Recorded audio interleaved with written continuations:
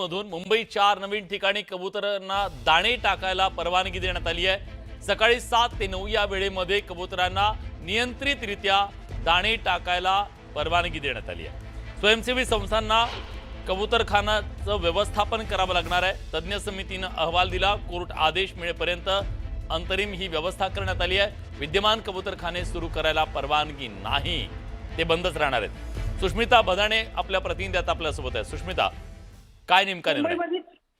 मुंबईमध्ये 4 नवीन ठिकाणी 7 ते 9 या वेळेमध्ये कबुतरांना आता नियंत्रित दाणे हे टाकता येणार आहेत आणि या सगळ्या प्रकरणामध्ये कोर्टाच्या सूचनेनुसारच हा अंतिम अहवाल तज्ञ समितीने सादर केलेला आहे। विशेष म्हणजे या 4ही ठिकाणी नवीन पद्धतीने संस्थेची नियुक्ती करण्यात येणार आहे, ज्याचा अतिरिक्त बोजा हा पालिका प्रशासनावरती पडणार आहे। परंतु मुंबईतील जे यापूर्वी अस्तित्वात असणारे कबूतरखाने आहेत ते पूर्णपणे बंद असणार आहेत। कुठेतरी आगामी निवडणुका लक्षात घेऊन हा महत्त्वाचा निर्णय घेण्यात आल्याचं आपल्याला पाहायला मिळते। विविध हरकती आणि सूचनांचा आढावा घेत अशा पद्धतीने स्वयंसेवी संस्थांना कबूतरखान्यांची संपूर्णपणे जबाबदारी दिलेली आहे।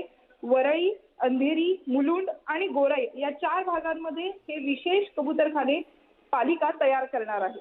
धन्यवाद तुम्ही दिलेल्या सगळ्या सविस्तर माहितीबद्दल।